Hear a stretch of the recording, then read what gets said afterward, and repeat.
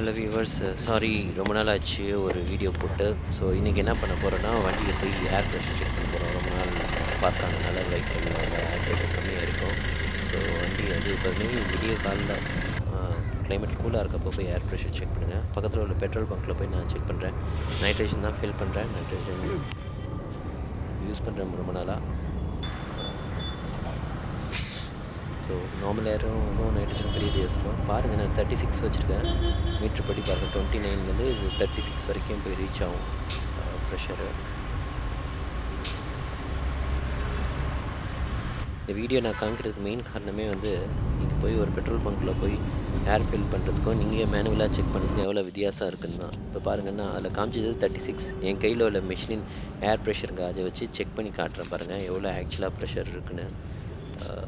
நீங்கள் எதிர்பார்த்த மாதிரி இது 36ல் இருக்காது பாருங்கள்.